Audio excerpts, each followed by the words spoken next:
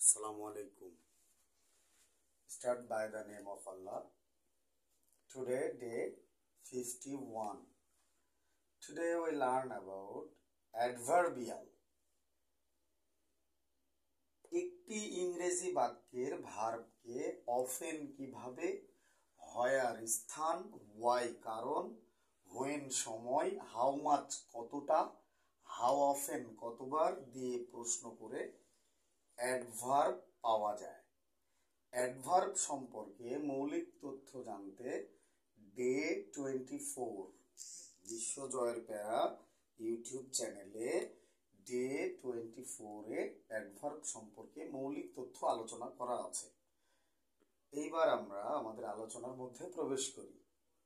আমরা আজকে শিখতে চেয়েছি অ্যাডভার্বিয়াল। সব অ্যাডভার্বই অ্যাডভার্বিয়াল, কিন্তু সব অ্যাডভার্বিয়াল অ্যাডভার্ব হয় না, ক্লজ বা ফ্রেজ আকারে থাকে। আমরা কয়েকটা উদাহরণ দেখব। যেমন, he always speaks the truth, Sumaiya meet to me yesterday.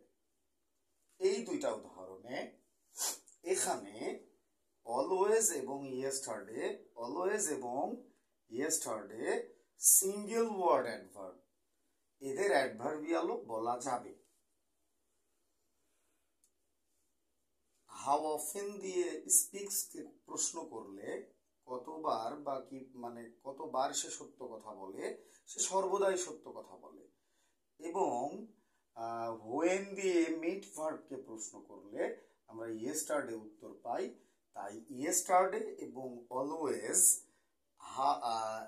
Yesterday ভার্বকে when দিয়ে প্রশ্ন করে পাওয়া যাচ্ছে এবং অলওয়েজকে হাউ অফেন দিয়ে স্পিক্সকে প্রশ্ন করে উত্তর পাওয়া যাচ্ছে।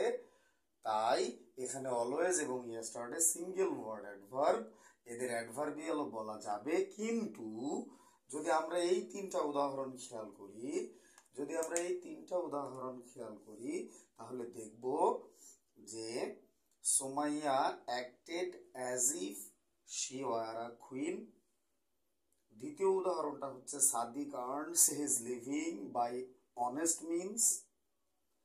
তৃতীয় উদাহরণটা হচ্ছে there is a bird on the tree. এই তিনটা উদাহরণে যে জায়গাগুলো আন্ডারলাইন করছি, as if she were a queen, এটা অ্যাক্টেড ভার্বকে হাউ দিয়ে প্রশ্ন করে পাওয়া যাচ্ছে, যে সে কিভাবে অভিনয় করে, কুইনের মতো অভিনয় করে। এইখানে একটা সাবজেক্ট এবং একটা ফাইনাইট ভার্ব থাকার কারণে এইটাকে ক্লজ বলা হচ্ছে।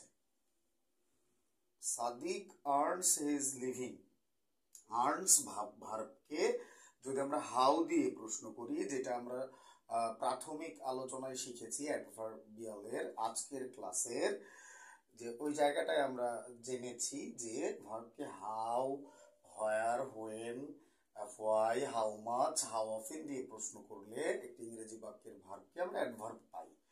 সো এখানে তাই as if she were a queen, এটা হাউ দিয়ে পেলেও ক্লজের কাজ করছে।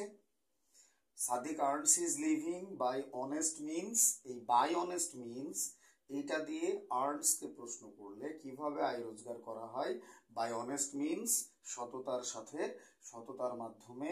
তাহলে হচ্ছে যে এটাকেও কিভাবে হাউ দিয়ে প্রশ্ন করে পাওয়া যাচ্ছে।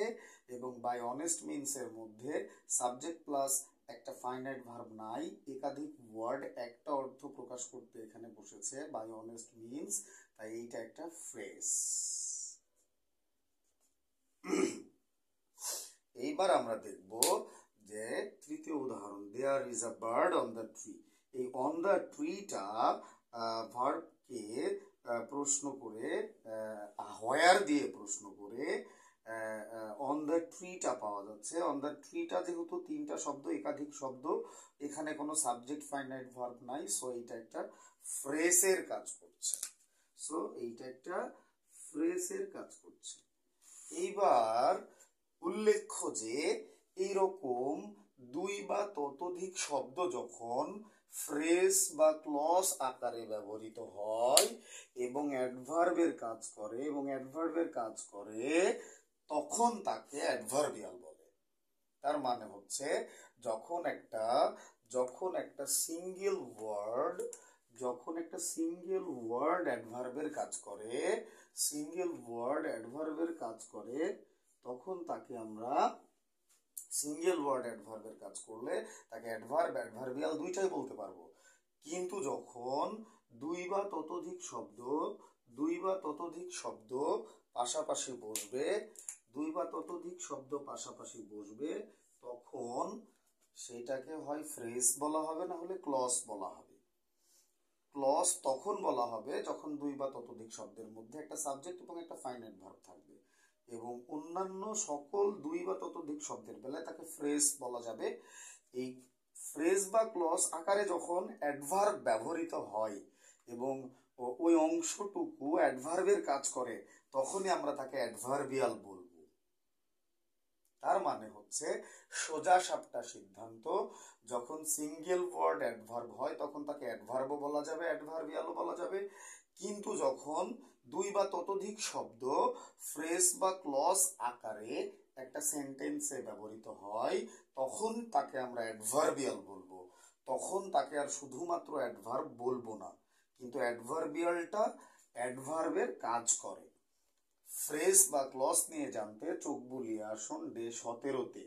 এই যে ডে 24, ডে 17 এইভাবে একটা ক্লাসের মধ্যে আমি আরো যে ক্লাসগুলো করার পরামর্শ দিই সেইগুলো হচ্ছে ডে 1 হইতে ডে 50 হাফ সেঞ্চুরি ক্লাসগুলোর সব কয়টি পেয়ে যাবেন ইউটিউবের বিশ্বজয়ের প্যারা ইউটিউব চ্যানেলে। আমি আপনাদের সুবিধার্থে বিশ্বজয়ের প্যারা ইউটিউব চ্যানেলে 1 থেকে 51 পর্যন্ত প্রত্যেকটা ক্লাস সিরিয়ালি আপলোড করে রেখেছি এবং ভবিষ্যতেও রাখবো ইনশাআল্লাহ। You are all connected to English universe with advocate Sadiq. Today the date 10/1/25 AD। এই হচ্ছে আমাদের আজকের ক্লাস। ইনশাআল্লাহ আমরা ভবিষ্যতে ইংরেজি গ্রামার এবং ইংরেজি ভাষা চর্চার জন্য ধারাবাহিক ক্লাস নিয়ে আমি ব্যক্তিগতভাবে হাজির হব আপনাদের সামনে, তোমাদের সামনে, তোদের সামনে।